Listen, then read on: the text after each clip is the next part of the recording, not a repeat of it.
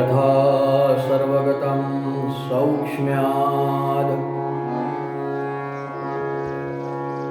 आकाशं नोपलिप्यते सर्वत्रावस्थितो देहे तदात्मानोपलिप्यते।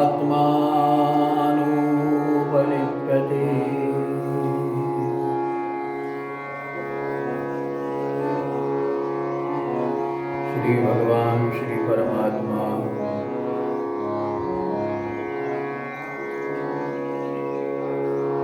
इस 13वें अध्याय में, इस अध्याय का नाम है क्षेत्र और क्षेत्र का जिसमें विभाग किया। विभाग का मतलब विभाजन जिसका किया, विभक्ति जिसकी की। अब एक कई बार हमने सुना है कि क्षेत्र क्या और क्षेत्रज्ञ क्या, उसका विभाग तो स्वाभाविक हो गया। बताओ क्या है क्षेत्र? शरीर। क्षेत्रज्ञ क्या है भाई?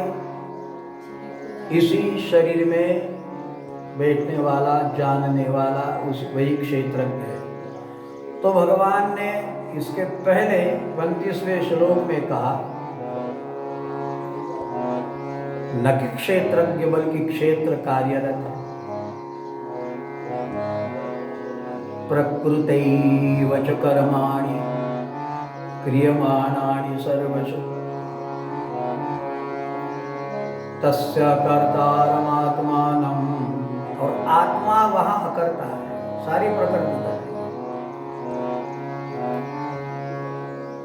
और फिर कल के श्लोक में थोड़ी विभक्ति आई।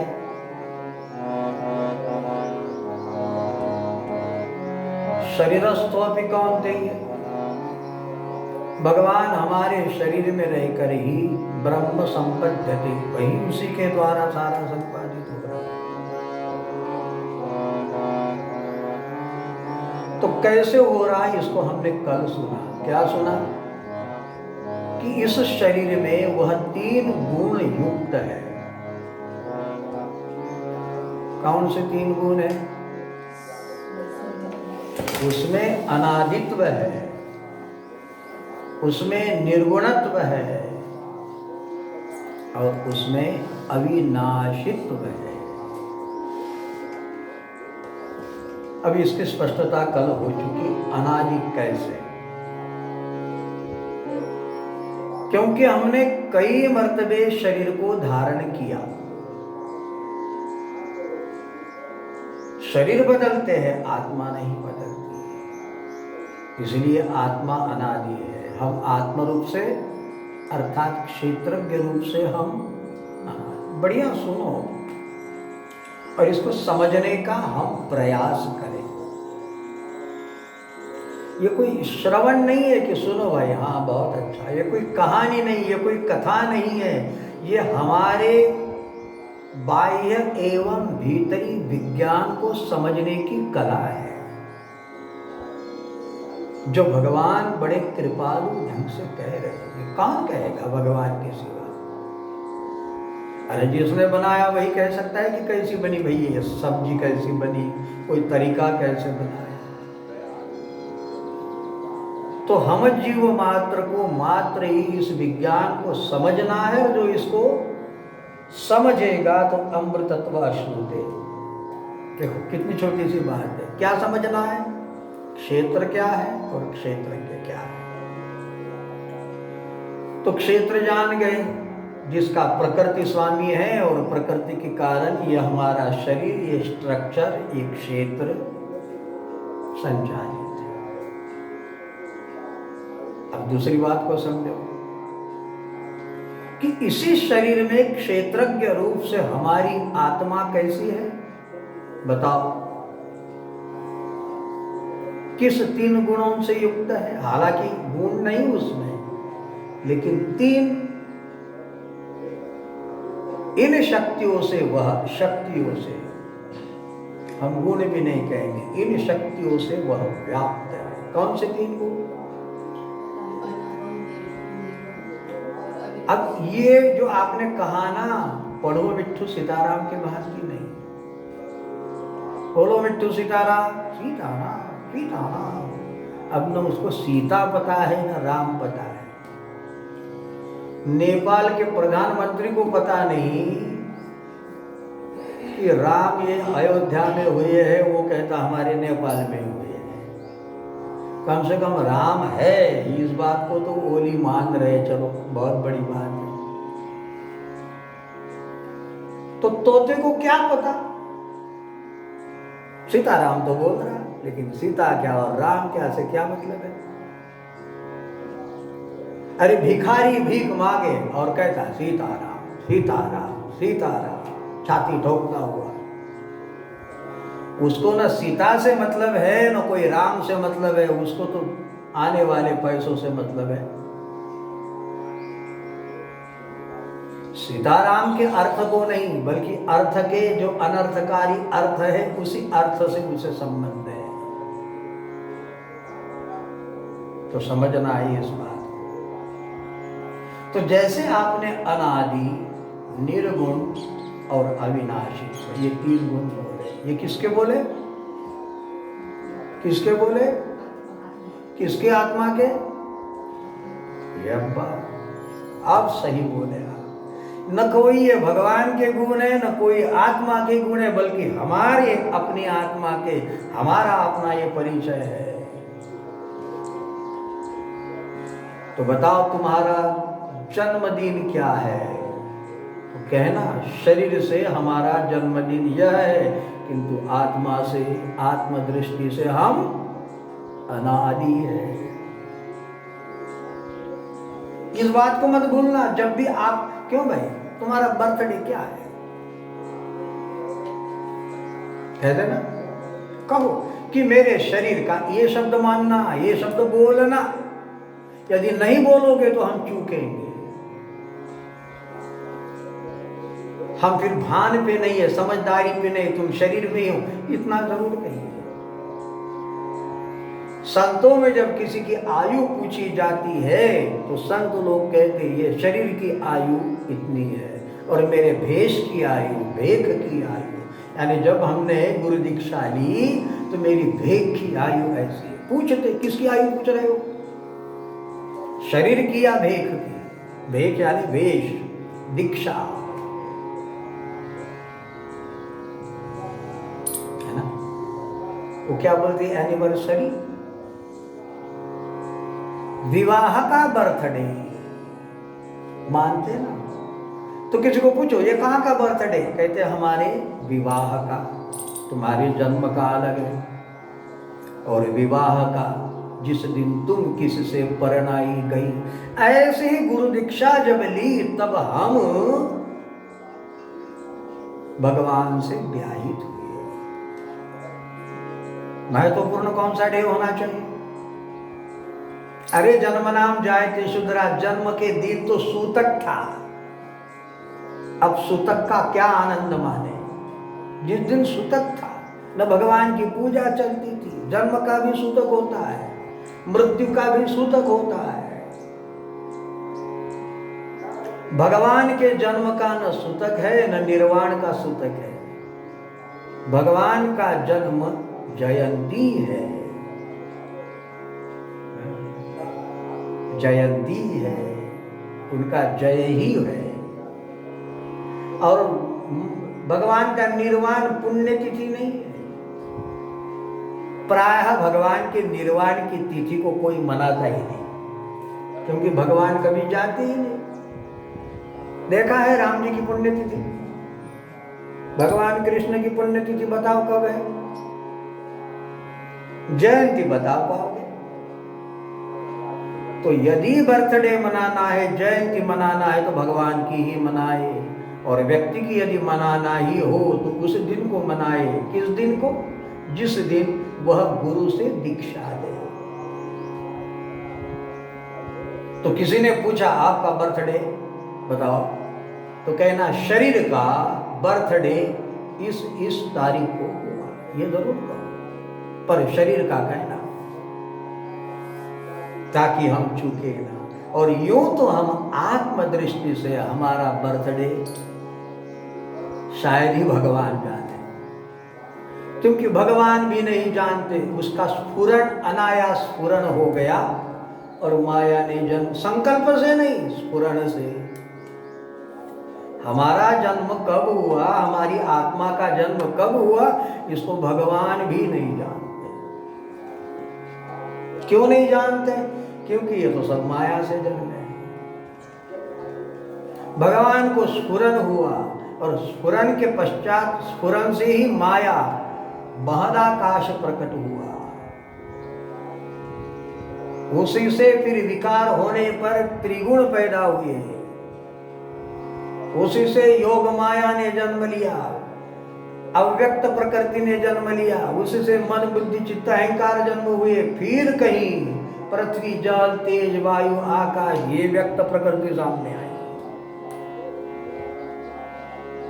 कहां भगवान जानेंगे हमारा जन्म कब हुआ। ठीक है कि हिरण्यगर्भ बना, तो भगवान हिरण्यगर्भ के जन्म कई डेट कह सकते, लेकिन उस समय डेट थी ही नहीं, काल था ही नहीं।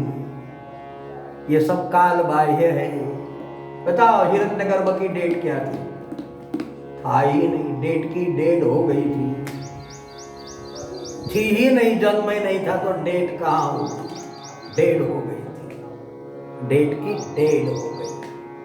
जैसे डेडी बनते ना, तो ये डेट हो गई थी, डेट। तो भगवान कहते हैं कि भाई हम आत्म रूप से अनादि है। देखो कितने आनंद और हर्ष की बात। तो बताओ, बोलो, हमारे आत्मा की 3 शक्तियां हैं जिसको हम गुण नहीं कह सकते। पहला, बड़े से बोलो, अनादि है। खुशी हुई? खुशी होना चाहिए भाई। हाँ बताओ, तुम्हारा जन्म कब हुआ? बोलो बोलो। परमानंद जी कहते कब हुआ जन्म आपका?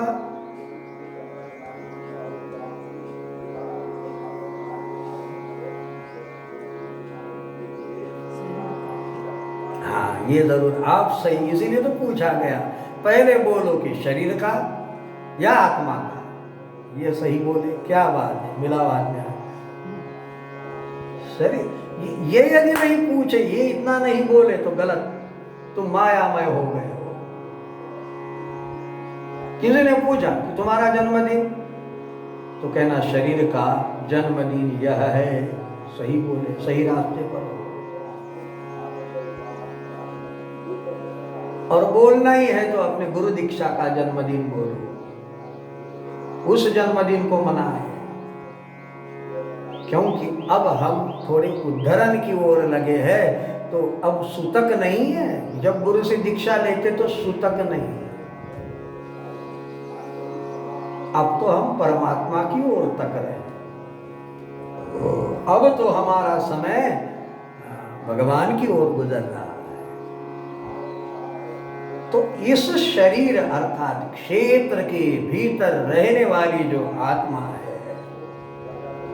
वह अनादि है। अच्छा, पहली बात खुशी की कि हम अनादि है। कौन अनादि है? हम जो बैठे हैं सारे अनादि है। खुशी होना चाहिए। जैसे भगवान अनादि है, हम भी। ये चोले तो सैकड़ों हजारों करोड़ों बदला दिए और बदलाएंगे, लेकिन हम अनादि है। और हम जैसे शरीर से अनादि है, ऐसे आत्मा से अनादि है, ऐसे ही आत्मा निर्गुण भी है। उसमें न सतो गुण आता है, न रजो गुण आता है, न तमो गुण आता है। तो ये सारे गुण किसके? प्रकृति के। दैवी ही ऐशा गुणमयी, माया गुणमयी। तो हम में जितने गुण आए, ये सारे गुण माया में है।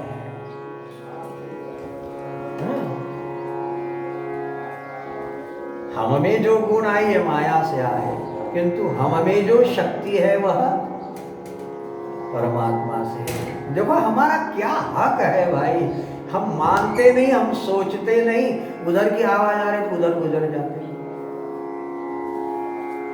नहीं तो मेरी आवाज सुनो, मेरी आवाज मुझसे बड़ी है, तुम इधर ध्यान दो, क्योंकि ये बड़ी खुशी वाली बात है, पते वाली बात है भाई।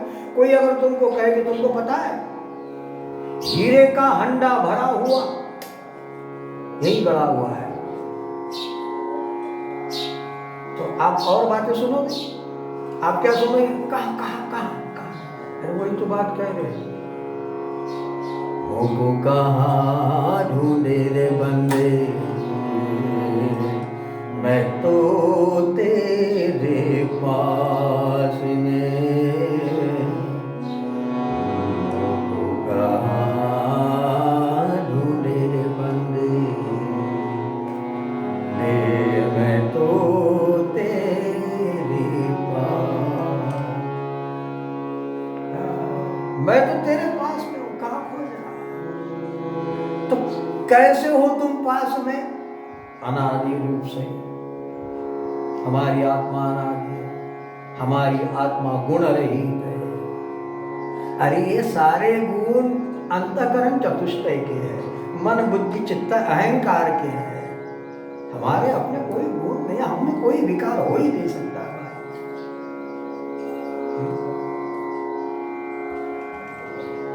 तो जैसे राम ब्रह्म परमार्थ रूपा, ऐसे ही जैसे भगवान सच्चिदानंद रूपा है, आत्मा की दृष्टि से हम भी सच्चिदानंद। शरीर की ऐसी तैसी, इतनी बात जो समझ लेगा कि तुम कौन हो, तुम आत्म रूप से क्षेत्रज्ञ रूप से अनादि हो, हम में कोई विकार नहीं, निर्विकारी है, इसीलिए निर्गुणम।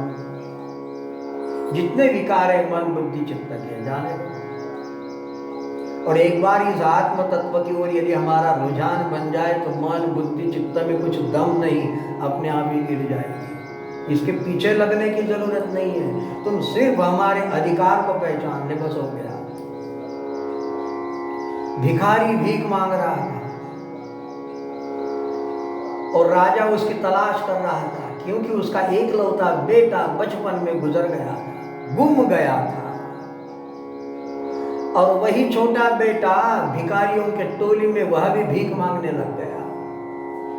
वेश कैसा था? भिखारी का। लेकिन राजा के सेवक उसको ढूंढ रहे थे, खोज रहे थे, कहाँ गया, और एक दिन उसका चेहरा पहचानने में आया कि ये तो राजा का बेटा यही हो सकता है।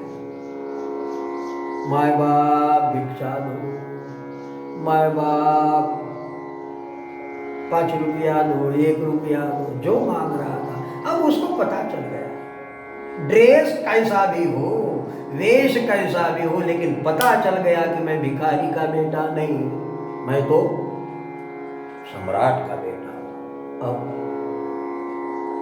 अब क्रांति हो जाएगी ना। ऐसे ही हम यद्यपि भिखारी भीख मंगे हैं, आशा तृष्णा ने हमें भिखारी बनाए रखा है, किंतु हम यदि अपने अधिकार को समझे तो हम क्या है? जो भगवान का हक है। इसलिए श्रुतियों ने कहा द्वा सुपर्णा सखाया सयुजा समान। समान में थोड़े भी यत्किंचित हम भगवान से कम नहीं है। क्या मांगता है इष्ट से तू, इष्ट का भी इष्ट है।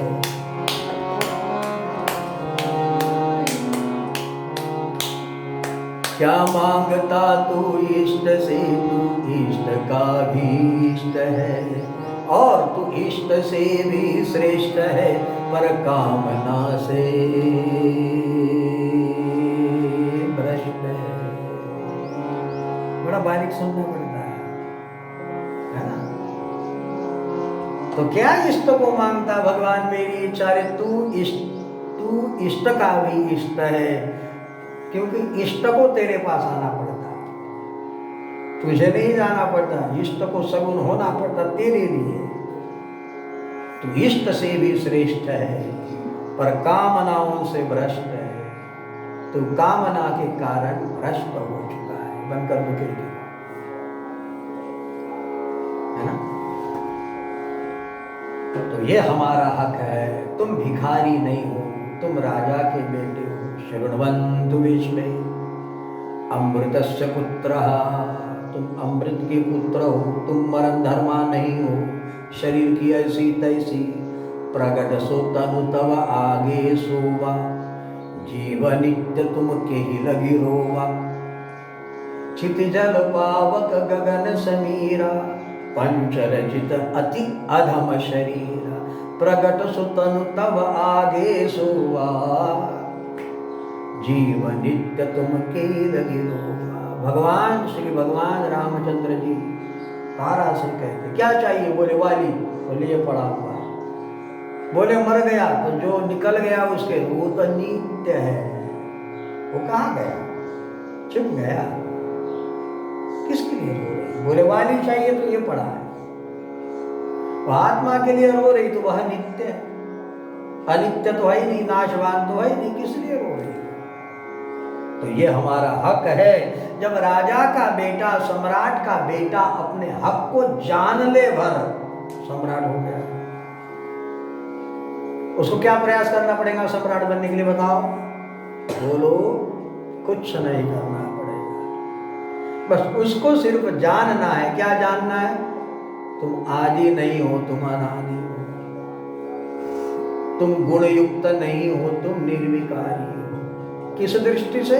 आत्मा की दृष्टि से, क्षेत्र की दृष्टि से। और परमात्मा या अव्यय, तुम ही परमात्मा हो, तुम ही अव्यय अविनाशी हो। अब इस बात किसकी बात चल रही है? और किसी की नहीं भाई, सिर्फ इसको हम समझ ले, कभी भी समझे। इतनी छोटी सी बात को जरूरी नहीं आज ही समझे, लेकिन पूरी जिंदगी भी गीता नहीं और वेद भी, कोई भी ग्रंथ सुनेंगे, उपनिषद सुनो, चाहे शंकराचार्य जी को सुनो, बात इतनी सुननी पड़ेगी, मानो या न मानो, लेकिन इसको माने बिना रुते ज्ञानान्न मुक्ति ही। तो कल मानने से आज क्यों न मानते?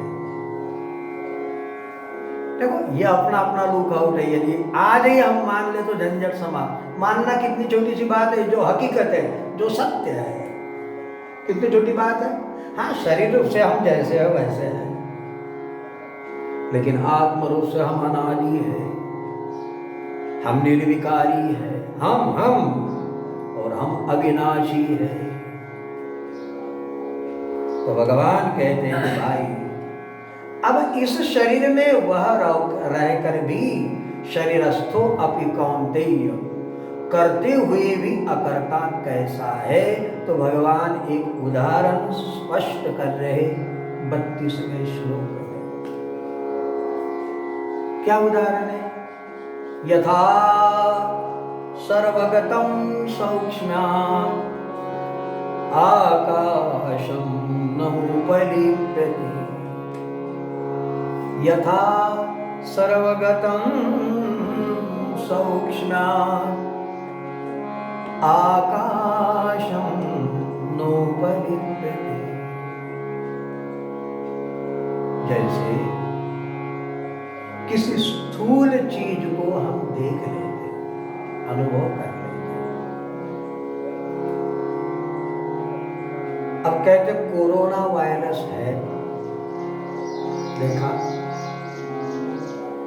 अब ये वायरस बड़ा सूक्ष्म है, बहुत सूक्ष्म है, इससे कई गुना सूक्ष्म आकाश है। यथा, तो बड़ी चीज को हम देख लेते, उसका स्थान भी परिलक्षित होता, उसका गुण भी परिलक्षित होता, किंतु आकाश इतना सूक्ष्म है। लेकिन कहो, आकाश को सूक्ष्म कहोगे या विराट कहोगे? बोलो। देखो, सूक्ष्म और विराट दोनों विरोधाभासी शब्द है। बोलो।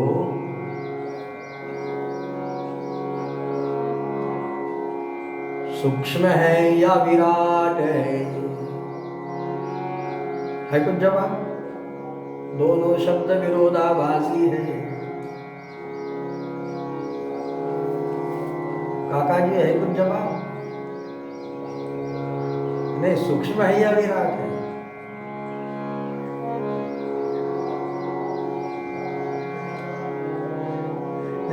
उसका उत्तर यह है, सूक्ष्म है इसीलिए विराट है।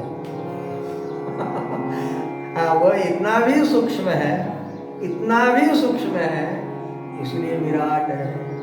जैसी बहती हवा दिखाई देती, तो बहती हवा का एक झोंका है, इसलिए अनुभव में होता है कि हाँ हवा है।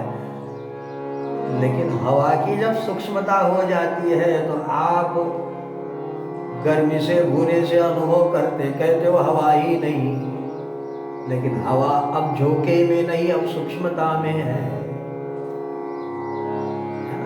सूक्ष्म ही विराट हो सकता है, सूक्ष्म ही सर्वदेशीय हो सकता है। जितना स्थूल बनेगा तो व्यापक नहीं बन सकता, एक देशीय हो जाएगा। जितना स्थूल बनेगा तो एक देश हो जाएगा, उसका आकार मान आ जाएगा, लेकिन सूक्ष्म ही विराट बन सकता है। तो भगवान ने आकाश का उदाहरण दे दिया। यथा सर्वगतम, सर्वगतम ही मतलब व्यापक है, विराट है। यथा सर्वगतम सौक्ष्म्यात्, और सर्वगत क्यों है? क्योंकि वह सूक्ष्म है। स्थूल होता तो सर्वगत नहीं होता, एक जगह होता। आकाशम नोपलिप्यते, आकाश कहीं लिपायमान नहीं होता। अब देखो, आकाश मुझे टचिंग कर रहा है, लेकिन आकाश तो मेरे भीतर है, मेरे बाहर है, मेरे भीतर है, कहाँ टच कर रहा? महसूस हो रहा आपको? आकाश टच कर रहा।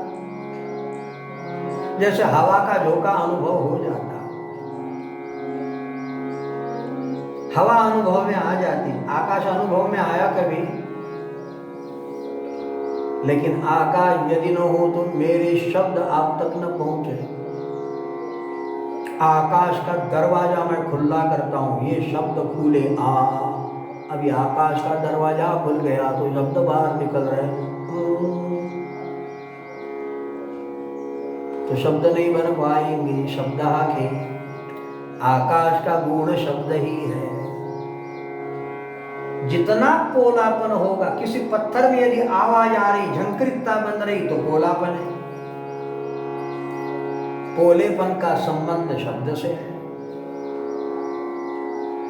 तो भगवान कहते कि जैसे आकाश आप सब में सर्वगत होने के बावजूद भी कहां लिपायमान है, किसको अनुभव हो रहा, ऐसे ही सर्वत्रावस्थितो देही तथात्मानोपलिप्यते, ऐसे ही आत्मा बाहर भीतर सर्वत्र सर्वगत, जिसको अनादि कहा, जिसको निर्विकार कहा, जिसको अविनाशी कहा, वह आपके भीतर भी, वह आपके बाहर भी। लेकिन कैसे?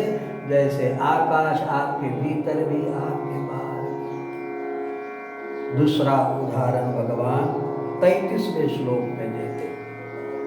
ये हो गया यदि आकाश को नहीं समझ पाते, लेकिन सूर्य को तो देखते हो ना। आकाश को नहीं देखा हमने, जो देखा वह झूठा आकाश है। जो आकाश ऊपर देखते हैं ना, ये आकाश नहीं, झूठ है। लेकिन सूर्य को तो समझ सकते हो ना। तो भगवान कह रहे यथा प्रकाशयत्येकः कृतस्नलोकमिमं रविः, यथा प्रकाशयत्येकः, एकः प्रकाशयत् कृत्स्नं लोक इमं रविः। जैसे सूर्य सभी को, सभी ब्रह्मांड को, सभी ग्रहों को प्रकाशित कर रहा है। देखो, अब हम लोग बड़ी सूक्ष्मता से किसी ओर आ गए, लेकिन सूर्य को भी आप नहीं ठहरा सकते, उसका गांव कौन सा है। विराट ब्रह्मांड में एक दिखने वाली ऐसी चीज है। तो भगवान ने पहले आकाश का उदाहरण देकर भगवान की निर्गुणत्व का बयान किया और सूर्य का उदाहरण देकर सब उनको बयां किया। तो जैसे अकेला सूर्य ही प्रकाशयत एक प्रकाशयत कृत्स्न लोकम इमं रवि, समस्त लोकों को अकेला सूर्य प्रकाशित करता है, अकेला।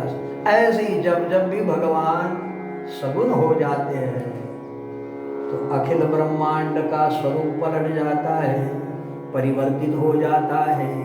जब भगवान आने लगते हैं तब जोग लगन ग्रह भारती सकल भय अनुकूल,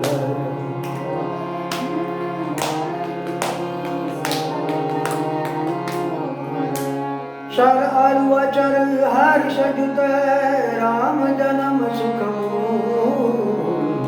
मंगल भवन मंगल। तो जब भगवान आने लगते हैं, जैसे सूर्य आने लगते हैं तो सब आलोकित हो जाता, प्रकाशित। कहाँ प्रकाशित हो जाता? ऐसे नहीं कि सूर्य का प्रकाश हमारे आश्रम में कड़गड़ा में गिर रहा, बुल्ढाना में भी है, लेकिन विदेश में नहीं है। अभी अमेरिका में लोग सोए हैं, वहां नहीं है, लेकिन वहां भी प्रकाश है। तेक चांदनी के रूप में वह प्रकाशित ही हो रहा, उसकी परछाई चांदनी पे गिर रही, चांदनी की रोशनी के द्वारा, नक्षत्रों की रोशनी के द्वारा वह प्रकाशित हो। यथा प्रकाशयत्येक कृत्स्न लोक इमं रवि, क्षेत्र क्षेत्री तथा कृत्स्न प्रकाशयति भारत। ऐसा ही समस्त क्षेत्र को या क्षेत्री अर्थात आत्मा प्रकाशित कर रही है। श्री गोपाल कृष्ण भगवान की जय। श्री भगवद गीता मैया की जय। श्री हनुमान जी महाराज की जय। श्री सद्गुरुदेव भगवान की जय। श्री नर्मदा मैया की जय। नमः पार्वती पतये हर